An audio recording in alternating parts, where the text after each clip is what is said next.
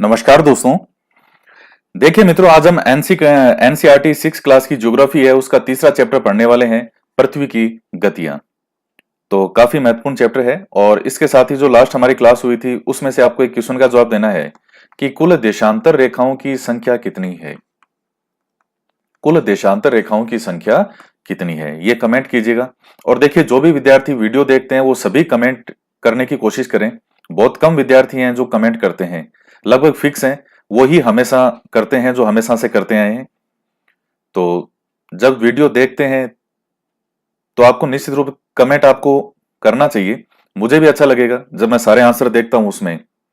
तो बहुत कम विद्यार्थी हैं जो देखते हैं चलो कमेंट भी करें, कई सिर्फ देखते हैं और बस ठीक है आप देख कर कि क्या लिखना है क्या कमेंट करना है। इतनी भी मेच्योरिटी नहीं होनी चाहिए कि कमेंट करना भी जरूरी ना समझे। कईयों को लगता है कि क्या कमेंट करना है, ये कमेंट तो बच्चे करते होंगे, तो कमेंट किया कीजिए। मुझे भी अच्छा लगेगा इसमें। बाकी नहीं करेंगे तो आपकी मर्जी है, हमें तो हमारा जो कर्म है वो करना है। तो आज हम इसको आगे पढ़ते हैं। बहुत ही शानदार और अच्छा चैप्टर है और वीडियो को लाइक भी किया कीजिए। ये चीजें देखिए अच्छी लगती है, बाकी आप नहीं करेंगे तो कोई ऐसा तो है नहीं कि मुझे कुछ लाइक करने से मिलेगा या कोई कमेंट करने से मुझे कुछ मिलने वाला है। एक अच्छा लगता है कि मन को अच्छी लगने वाली बात है। मन को अच्छा लगता है तो फिर और भी अच्छे से पढ़ाने का मन करता है कि और ज्यादा पढ़ाएं। तो पढ़ते हैं आगे। पृथ्वी की गतियां। जैसा कि आप जानते हैं कि पृथ्वी की गति दो प्रकार की है, घूर्णन और परिक्रमण। पृथ्वी का अपने अक्ष पर घूमना घूर्णन कहलाता है और सूर्य के चारों ओर एक स्थिर कक्ष में पृथ्वी की गति को परिक्रमण कहते हैं। पृथ्वी का अक्ष एक काल्पनिक रेखा है जो कि इसके कक्षीय सतह से 66.5 डिग्री का कोण बनाती है। वह समतल जो कक्ष के द्वारा बनाया जाता है उसे कक्षीय समतल कहते हैं। अब ये क्या है सारी चीजें, तो इंग्लिश वाला जो है इसका चैप्टर उससे थोड़ा देखेंगे तो आपके और अच्छे से समझ में आएगा। कई वर्ड इंग्लिश में अच्छे से समझ में आएंगे। ये पूरा इंग्लिश में चैप्टर है इसका, शुरू की 4-5 लाइन देख लेते हैं। As you know that the earth has two types of motions, namely rotation and revolution. Rotation is the movement of the earth on its axis. The movement of the earth around the sun in a fixed path or orbit is called revolution. ये कह रहा है कि पृथ्वी की दो गतियां हैं। सबसे पहले कौन सी है? रोटेशन। रोटेशन को ही हम कहते हैं घूर्णन या इसी को ही हम कहते हैं परिभ्रमण। Rotation is the movement of the earth on its axis. Axis का मतलब होता है अक्ष। अपने ही स्थान पर जो पृथ्वी रोटेट करती है, रोटेट करना अपने ही स्थान पर। आप जैसे मान लीजिए कोई बॉल है, उसको पकड़ के आपने एक ही जगह पे यूं घुमा दिया तो वो बॉल अपने स्थान पर घूमती रहेगी। तो वो जो अपने ही स्थान पर घूम रही है जिसके कारण दिन रात बनते हैं, उसी को ही हम कौन सी गति कहते हैं? घूर्णन या परिभ्रमण।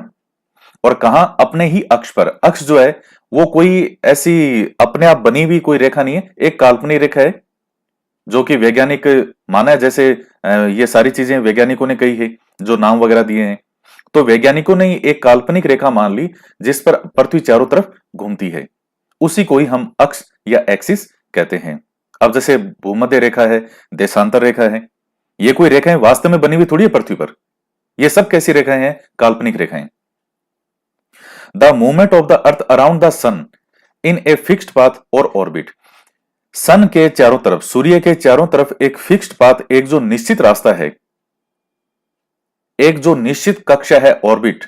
ऑर्बिट का मतलब है कक्षा या कक्ष, उसे ही हम कहते हैं रिवोल्यूशन। जैसे ये मान लीजिए ये जैसे सन है, हालांकि है ये पृथ्वी, लेकिन ऐसे मान लो ये सन है, ये सूर्य है और ये है पृथ्वी, ये पृथ्वी है। अब ये पृथ्वी इस सूर्य के चारों ओर एक निश्चित इसका रास्ता है, उसी निश्चित रास्ते पर ये घूमेगी। इसका एक निश्चित पाथ है ये भाई। जैसे अब ये पृथ्वी इस अभी तक मान लीजिए जैसे यहां तक पहुंची हो, तो ऐसा थोड़ी है कि ये आगे जाकर के और इसका मूड चेंज हो गया कि इस बार तो मैं इधर से बहुत दूर, बहुत ज्यादा, लगभग 1 साल लग जाता है मुझे, तो फिर मैं क्यों इतना दूर का चक्कर निकालूं? ये बुध है इधर पास से, बीच में से आज जो है शॉर्टकट मार लेती हूँ।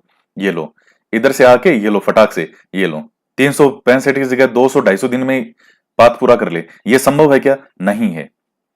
ऑर्बिट का मतलब होता है कक्षा, एक निश्चित कक्षा, एक निश्चित पाथ बना हुआ है, उसी पाथ पर ही पृथ्वी चलेगी, उसी पाथ पर ही घूमेगी। ये इस साल भी वहीं से निकली है, अगले साल भी वहीं से निकलेगी, उससे अगले साल भी वहीं से निकलेगी। ये जो निश्चित पाथ, जो निश्चित रास्ता है, उसे ही कहा जाता है ऑर्बिट, यानी कक्षा या कक्ष। और ये जो गति है, इस गति को हम कहते हैं रिवोल्यूशन, यानी परिक्रमण। इसके बाद में है ये जो अक्ष है, ये कैसी रेखा है? एक काल्पनिक रेखा है और 66.5 डिग्री। ये कक्षीय जो ऑर्बिटल प्लेन का मतलब होता है कक्षीय समतल। अब इसको डायरेक्ट आपको पृथ्वी पे लेके चलता हूं लाइव में। ये आप जो देख रहे हो, ये इस समय लाइव पृथ्वी का चित्र है। ये चित्र क्या है? पूरा ग्लोब है पृथ्वी का लाइव। इसमें ये देखिएगा, अब आपके सामने जो पृथ्वी है, ये 23.5 डिग्री झुकी हुई है। ये सीधी नहीं है। अगर ये सीधी होती, ये देखिए इस तरह से बनी हुई है ना, ये 0 डिग्री आपको यहां से ऐसे निकलेगा। ये ये है 0 डिग्री। अब सीधी होती तो 0 डिग्री यहां होता फिर। तो ये पृथ्वी 23.5 डिग्री झुकी हुई है। तो ये जो अक्ष है वो एक काल्पनिक रेखा है। तो पृथ्वी अपने अक्ष पर कितना झुकी हुई है? 23.5 डिग्री। और ये जो भूमध्य रेखा है, यहां हम इसको कहते हैं कक्षीय समतल। कक्षीय समतल।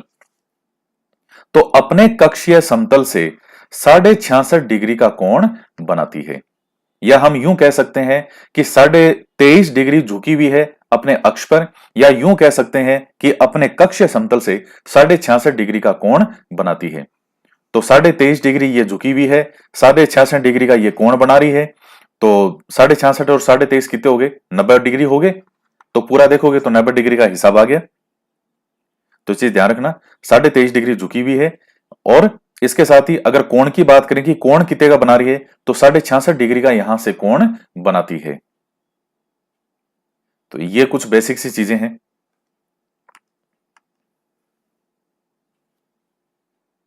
और इसमें देखिए, ये जिस अवस्था में जो पृथ्वी झुकी हुई है, इसी अवस्था में ही इसकी दोनों गतियां होती है, रोटेशन और रिवोल्यूशन। तो परिक्रमण जो गति है, वो भी इसकी इसी अवस्था में ही होती है, ऐसे झुके झुके ही। ये 23.5 डिग्री ऐसे झुकी हुई है, इसी अवस्था में ये जो है चारों तरफ सूर्य के चक्कर लगाती है। तो आप सोच के देखिए कि जब सूर्य के चारों तरफ जब ये चक्कर लगा रही है, तो कोई ऐसा समय भी आएगा कि जैसे मान लो ये सूर्य के यहां तक पहुंच गई, ये सूर्य है जैसे, और ये पृथ्वी सूर्य के चारों तरफ चक्कर लगाती लगाती जैसे यहां पर, अब जैसे चारों तरफ ऐसे चक्कर लगाएगी, तो ये यहां तक पहुंच गई। तो कोई समय ऐसा भी आएगा कि 23.5 डिग्री झुके होने के कारण जब ये हिस्सा इसके सामने रहेगा, तो कर्क रेखा पर सूर्य सीधा चमकेगा। ये कौन सी रेखा है? ये कर्क रेखा ही है। और कोई ऐसा समय भी आएगा जब ये सूर्य के चारों तरफ घूमती घूमती, जैसे मान लीजिए सूर्य, अब ये पृथ्वी सूर्य के चारों तरफ चक्कर लगा रही है, लगाती लगाती मान लीजिए अब जैसे सूर्य ऐसे है, इस तरफ का मैं डायग्राम एंगल दूसरा बना रहा हूं, तो पृथ्वी यहां तक आ गई इसके सामने, सूर्य के सामने। तो कोई ऐसा हिस्सा आएगा कि अब ये मकर रेखा पर भी सीधा सूर्य चमकेगा। कोई समय ऐसा आएगा जब ये कर्क रेखा पर सूर्य सीधा चमकेगा, यहां तक रोशनी जाएगी, जबकि यहां तक रोशनी नहीं जाएगी जब ये कर्क रेखा पर सीधा चमकेगा। और जब ये मकर रेखा पर सूर्य सीधा चमकेगा, तो फिर क्या होगा? ये जो दक्षिणी ध्रुव वाला हिस्सा है, इधर तक रोशनी जाएगी, और जबकि उत्तर में ये देखिए उत्तरी ध्रुव वाला जो हिस्सा है, यहां तक ये तरफ का जो हिस्सा है बिल्कुल भी रोशनी नहीं जाती। ज्यादा एरिया में इस तरफ रहती है, इस तरफ जो है बिल्कुल ही एकदम ना के बराबर रह जाएगी। तो ये स्थितियां कई समय तक रहती है। और कोई ऐसी स्थिति ऐसी भी आती है जब बिल्कुल एक समान सा जो मौसम रहता है। तो वो सारी स्थितियां अभी हम देखेंगे। तो ये जो गति है, इस गति को हम कहते हैं परिक्रमण गति। सूर्य के चारों ओर पृथ्वी चक्कर लगाती है।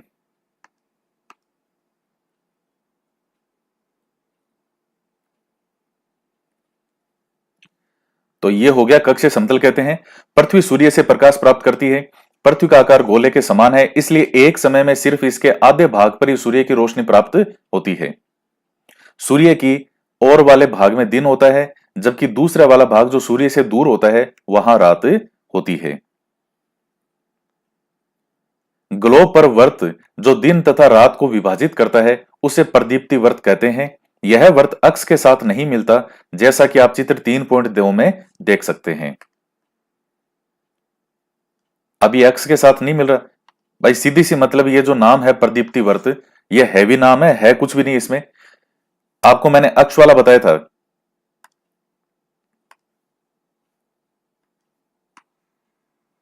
ये जो बताया था अक्ष कि पृथ्वी 23.5 डिग्री झुकी, ये रेखा सीधी नहीं बन रही, ऐसे इसके ऊपर ऊपर ये हो गया ना 0 डिग्री जो अक्ष था।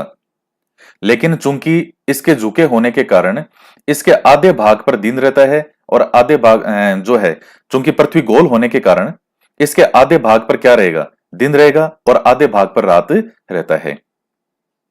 तो जो सामने रहेगा उस पर दिन रहेगा, जो सामने नहीं रहेगा उस पर रात रहेगी। तो ये जो इसको दो भागों में डिवाइड करता है, एक ऐसी काल्पनिक रेखा जो दो भागों में इसको डिवाइड करती है दिन और रात को, उसे ही हम कहते हैं प्रदीप्ति वर्त। तो प्रदीप्ति वर्त कुछ भी नहीं है, जो दिन और रात में डिवाइड करने वाली एक काल्पनिक रेखा है, एक काल्पनिक वर्त है। आधा इधर वाला अंधेरा रहेगा। अब देखिए पृथ्वी सूर्य के चारों ओर लगभग 24 घंटे में एक चक्कर पूरा करती है। तो ये जैसे सूर्य है, अब इस सूर्य के चारों तरफ ये पृथ्वी घूम रही है, तो जो भाग इसके सामने रहेगा वहां दिन होगा, जो भाग इस तरफ पीछे वाला रह गया वहां रात हो जाएगी। अब अमेरिका भारत के लगभग पृथ्वी के दूसरी तरफ है। जैसे इधर मान लीजिए यहां भारत है पृथ्वी पे एक हिस्से पे, तो लगभग अमेरिका इसके पीछे की तरफ पड़ता है। तो जब हमारे भारत में दिन के 12 बजते हैं तो अमेरिका में उस समय रात के 12 बज रहे होते हैं। और पृथ्वी जैसे जैसे सूर्य के सामने से निकलती जाएगी भारत में शाम होती जाएगी, और अमेरिका वाला हिस्सा जो है वो सूर्य के सामने आता जाएगा, वहां मॉर्निंग होगी, सुबह होते होते होते वहां दोपहर के 12 बज जाएंगे, सूर्य के सामने बिल्कुल अमेरिका आ जाएगा, उस समय हमारे क्या होगी, रात होगी, रात के 12 बजे। तो ये जो दो भागों में विभाजित किया गया है एक काल्पनिक रेखा ही है, इसे ही प्रदीप्ति वर्त कहते हैं। यह वर्त अक्ष के साथ नहीं मिलता। अक्ष तो ये वाला हो गया ना, ये वाला इसके साथ नहीं मिल रहा ना, ये तो ऐसे है। पृथ्वी अपने अक्ष पर एक चक्कर पूरा करने में लगभग 24 घंटे का समय लेती है। घूर्णन के समय काल को पृथ्वी दिन कहा जाता है। घूर्णन के समय काल को पृथ्वी दिन कहा जाता है। यह पृथ्वी की दैनिक गति है। तो यह डायग्राम में और बताया है पृथ्वी के अक्ष का झुकाव और कक्षीय समतल। तो ये कक्षीय समतल ये यहां से, और ये देखिए ये बना दिया ना इसने 66.5 डिग्री का एंगल, और पृथ्वी 23.5 डिग्री झुकी हुई है, और ये कितने डिग्री का कोण बनाती है कक्षीय समतल से, 66.5 डिग्री का। तो घूर्णन के कारण ही, यानी जो परिभ्रमण गति है उसी के कारण ही पृथ्वी पर दिन और रात बनते हैं।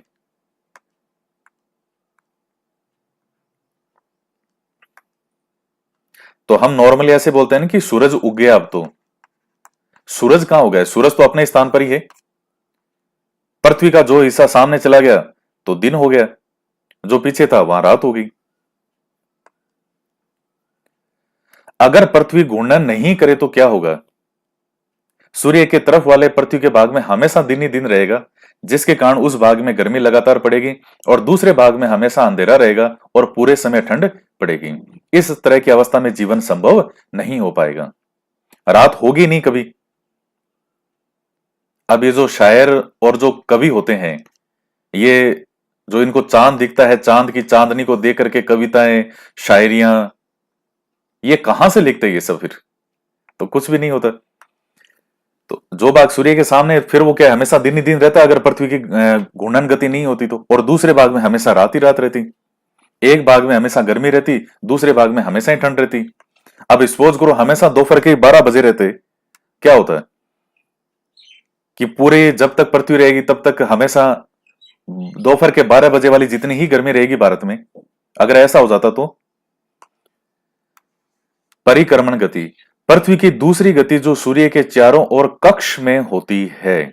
अब ये कक्ष आपके क्लियर हो जाना चाहिए। वो जो एक निश्चित पाथ जो है, ये इसी को कक्षा कहते हैं। और ये सूर्य है, ये पृथ्वी है, ये अपने स्थान पर भी घूम रही है और सूर्य के चारों तरफ भी ऐसे ऐसे घूम रही है। अपने स्थान पर भी घूम रही है, अपने स्थान पर ये घूम रही है 24 घंटे में एक चक्कर, और ये इस तरह से सूर्य के चारों तरफ भी चक्कर लगा रही है। जो एक निश्चित रास्ता है उसी पर ही जाएगी। ऐसा नहीं है आज मेरा मन बदल गया साहब, आज मैं इधर से जाऊंगी, ऐसा नहीं होता है। ये तो चारों ओर जो कक्ष में होती है उसे परिक्रमण गति कहते हैं। पृथ्वी का एक वर्ष या 365 से 1/4 दिन, यानी 24 घंटे का 1/4 भाग, या आप इसको लगभग 6 घंटे लिख सकते हो आगे। तो लगभग एक वर्ष या 365 से 1/4 दिन में सूर्य का एक चक्कर लगाती है। हम लोग एक वर्ष 365 दिन का मानते हैं तथा सुविधा के लिए 6 घंटे को इसमें नहीं जोड़ते हैं। तो 6 घंटे इसमें नहीं जोड़ते क्योंकि फिर उस कैसे हम कैसे मापेंगे उसको? भाई समस्या होगी ना कि दिन क्या, वैसे तो हमने 24 आवर्स का एक दिन मान लिया कि 24 घंटे में पृथ्वी एक चक्कर पूरा कर लेती है। अब वो अगर ये 1/4 इस साल वाली गति को कैसे, इस 1/4 को कैसे मैनेज करेंगे इस 6 घंटे को? तब क्या करते हैं कि 4 वर्ष बाद में, मतलब 6 घंटे 6 घंटे 6 घंटे और फिर वो 6 घंटे बाद वाले, तो हो गए ना 24 घंटे, यानी पूरा एक दिन। तो 4 वर्ष बाद में वो पहले वाले 6 घंटे को भी मिला करके और चौथे वर्ष हम पूरा एक दिन जो है वो शामिल कर लेते हैं। 4 वर्षों में प्रत्येक वर्ष के बचे हुए 6 घंटे मिलकर एक दिन 24 घंटे के बराबर हो जाते हैं। इसके अतिरिक्त दिन को फरवरी के महीने में जोड़ा जाता है। इस प्रकार प्रत्येक चौथे वर्ष फरवरी माह 28 के बदले 29 दिन का होता है। और ऐसा वर्ष जिसमें 366 दिन होते हैं उसे लीप वर्ष कहा जाता है। पता लगाइए कि अगला लीप वर्ष कौन सा होगा। तो लीप वर्ष क्या होता है यह आपको पता चल गया कि हर चौथे वर्ष एक दिन जो है वो ऐड कर दिया जाता है। और वो ऐड कहां किया जाता है? वो फरवरी में किया जाता है। तो फरवरी 4 साल में एक बार 29 दिन का होता है कि 29 तारीख भी आती है। तो कौन सा लीप वर्ष है जिसमें 4 का पूरा पूरा भाग चला जाए? 2020 लीप ईयर था, और 2020 के बाद में अब लीप ईयर जो है वो कब आएगा? 2024 में, जहां फरवरी जो है कितने दिन की होगी? 29 दिन की। बाकी नॉर्मल 28 दिन का होता है। आपको एक मजेदार चीज और बताता हूं। भारत के एक बहुत मतलब बड़े व्यक्ति रहे हैं, या यूं कहें कि देश के पीएम रहे हैं, प्रधानमंत्री रहे हैं, और उनका जो बर्थडे है वो 29 फरवरी को आता था। आप सोचिए कि 4 साल में वो एक दिन ही अपना बर्थडे, एक बार ही अपना बर्थडे मना पा रहे हैं 4 साल में एक बार, क्योंकि उनका जन्मदिन था 29 फरवरी को। अब आपके नहीं याद आया है तो मैं बता दूं, मोरारजी देसाई।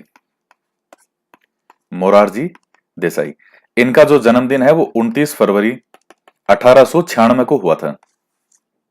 तो उस टाइम 1896 लीप ईयर था, तो 29 फरवरी थी, उसी दिन उनका जन्म हुआ। तो अब देखिए, अब और भी कितनी चीजें हैं। जब 42वें संविधान संशोधन होते हैं तो आप जानते हैं जिसको मिनी संविधान भी कहा जाता है।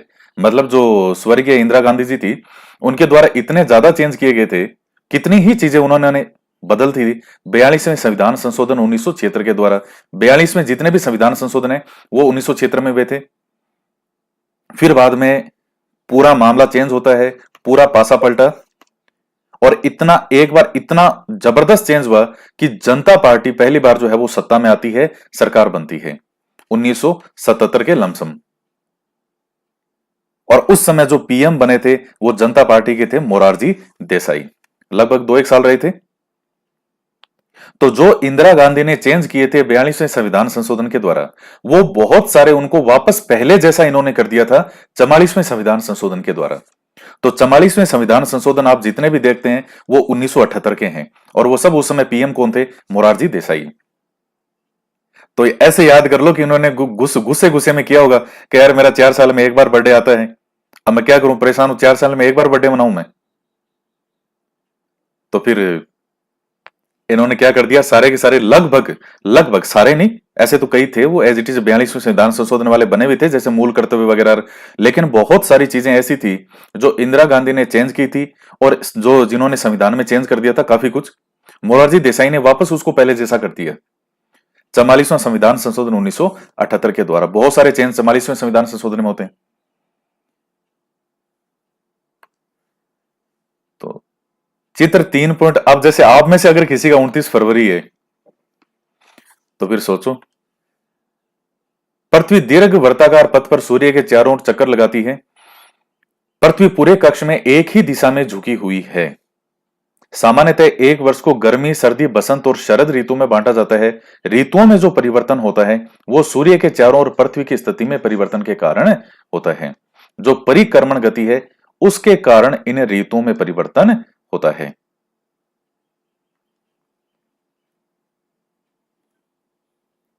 ये देखिए, ये सूर्य है और इस सूर्य के चारों ओर ये पृथ्वी अपने दीर्घ वर्ताकार पथ के अंदर जो कक्षा है इसकी उसमें चक्कर लगा रही है। और देखिए 23.5 डिग्री जो झुका हुआ है, इसी एंगल में ही ये चारों तरफ चक्कर लगाती है। तो अब 21 जून जो है, अभी 21 जून तिथि आएगी तो आप ध्यान रखिएगा 21 जून को सूर्य जो है वो, इसको उत्तरायणांत या उत्तरी गोलार्ध में ग्रीष्म ऋतु होती है, उत्तरी गोलार्ध, और दक्षिणी गोलार्ध में शीत ऋतु होती है। तो उत्तरी गोलार्ध में दक्षिण जो है शीत ऋतु क्यों होती है, क्योंकि सूर्य वहां सीधा अब नहीं चमक रहा है। 21 जून की स्थिति है कि सूर्य जो है वो कर्क रेखा की तरफ यहां सीधा चमकेगा। ये जो है ये कौन सी है, कर्क रेखा, 23.5 डिग्री। और फिर ये यहां ऐसे घूमता, अब उत्तरी गोलार्ध और भारत कौन सी गोलार्ध में है, उत्तरी गोलार्ध में ही है। कर्क रेखा भारत के लगभग मध्य में से निकलती है, अगर आप देखोगे तो ये गुजरात, राजस्थान, मध्य प्रदेश इस तरफ होते हुए। तो गर्मी है ना अभी भारत में बहुत ज्यादा, सब दुखी हो रहे हैं ना कि यार कितनी गर्मी है, कितनी गर्मी है, कितनी गर्मी है। जो दक्षिणी गोलार्ध में, जो मकर रेखा की तरफ वाले कोई हैं, अब हालांकि इधर तो कोई तो उनके तो अब उतनी दिक्कत नहीं है यहाँ पे। और ये यहाँ घूमते घूमते घूमते यहाँ आ गई। तो ये जो 23 सितंबर की जो स्थिति है जिसको बसंत ऋतु कहते हैं, जहां ना तो बहुत ज्यादा गर्मी पड़ती है ना बहुत ज्यादा सर्दी पड़ती है। और फिर ये दक्षिणी गोलार्ध के अंदर जो है वो क्या होगी, ग्रीष्म ऋतु, क्योंकि अब मकर रेखा पर जो है वो सूर्य सीधा चमकेगा। तो 23 दिसंबर जिसको दक्षिण अयनात कहते हैं, और चूंकि अब उत्तरी गोलार्ध वाला भाग और ज्यादा ऊपर हो गया, ये दक्षिणी जो मकर रेखा वाला भाग है ये इसके सामने है, यहां देखिएगा ये इस प्रकार से। तो मकर रेखा वाला सामने हो जाएगा तो उत्तरी गोलार्ध जो है वहां क्या होगा, फिर शीत ऋतु होगी। तो हमारे भारत में आप देख लीजिए भाई, भारत कहां स्थित है, उत्तरी गोलार्ध में। तो उत्तरी गोलार्ध में स्थित होने के कारण फिर जब सूर्य मकर रेखा की तरफ चमक रहा है तो फिर सीधी सी बात है उत्तरी गोलार्ध में क्या होगी, ठंड होगी, शीत ऋतु होगी। तो दिसंबर में हमारे कितनी जबरदस्त ठंड पड़ती है, ये 22 दिसंबर जो है।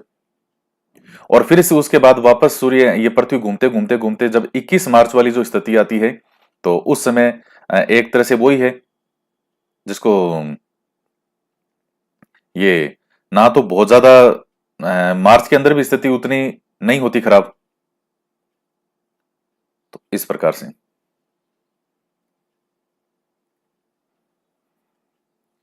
3.3 चित्र में आप देखेंगे 21 जून को उत्तरी गोलार्ध सूर्य की तरफ झुका हुआ है।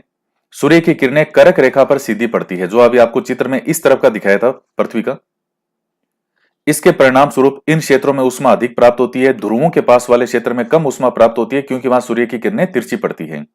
उत्तरी ध्रुव सूर्य की तरफ झुका हुआ होता है और उत्तरी ध्रुव रेखा के बाद वाले भागों पर लगभग 6 महीने तक लगातार दिन रहता है।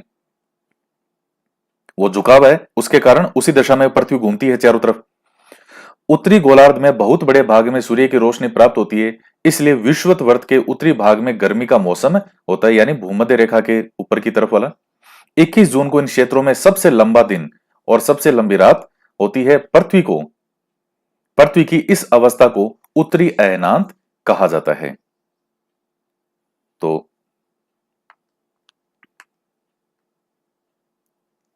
सबसे लंबा दिन होता है 21 जून को। 22 दिसंबर को दक्षिणी ध्रुव के सूर्य की ओर झुके होने के कारण मकर रेखा पर सूर्य की किरणें सीधी पड़ती है। चूंकि सूर्य की किरणें मकर रेखा पर लंबवत पड़ती है, इसलिए दक्षिणी गोलार्ध के बहुत बड़े भाग में प्रकाश प्राप्त होता है। इसलिए दक्षिणी गोलार्ध में लंबे दिन तथा छोटी रातों वाली ग्रीष्म ऋतु होती है। इसके ठीक विपरीत स्थिति उत्तरी गोलार्ध में होती है। पृथ्वी की इस अवस्था को दक्षिण अयनांत कहा जाता है। क्या आप जानते हैं कि ऑस्ट्रेलिया में ग्रीष्म ऋतु के अंदर क्रिसमस का पर्व क्यों मनाया जाता है? 21 मार्च और 23 सितंबर को सूर्य की किरणें विषुवत वृत्त पर सीधी पड़ती है। किस पर? विषुवत वृत्त पर, जो भूमध्य रेखा है उस पर। 21 मार्च और 23 सितंबर। तो चूंकि इस पर सीधी पड़ेगी भूमध्य रेखा पे, तो 23.5 डिग्री कर्क रेखा हो या 23.5 डिग्री मकर रेखा, तो वहां इतना ज्यादा प्रभाव नहीं होता। इस अवस्था में कोई भी ध्रुव सूर्य की ओर नहीं झुका होता, इसलिए पूरी पृथ्वी पर दिन और रात बराबर होते हैं। आप देखते हैं कि जो गर्मियों वाला मौसम होता है, इसमें दिन बड़े होते हैं, रातें होती है छोटी। सर्दियों के अंदर आप देखते हैं कि रातें बड़ी होती है और दिन छोटे होते हैं। लेकिन ये जो स्थिति है 21 मार्च और 23 सितंबर के, ये वाले जो समय होते हैं, 1-2 महीने के, 2-3 महीने के लगभग, इनमें ना तो कोई बहुत ज्यादा दिन बड़ा होता है, ना ही बहुत ज्यादा रात बड़ी होती है। इसे विश्व कहा जाता है, विश्व। 23 सितंबर को उत्तरी गोलार्ध में शरद ऋतु होती है, जबकि दक्षिणी गोलार्ध में उस समय होती है बसंत ऋतु। और 21 मार्च को स्थिति इसके विपरीत होती है, जब उत्तरी गोलार्ध में बसंत ऋतु और दक्षिणी गोलार्ध में शरद ऋतु होती है। तो ये चैप्टर आपका हो गया कंप्लीट। इस प्रकार स्पष्ट है कि पृथ्वी के घूर्णन और परिक्रमण के कारण दिन और रात और ऋतुओं में परिवर्तन होता है। अभी कुछ प्रश्न है, इनको सोल्व करते हैं। पृथ्वी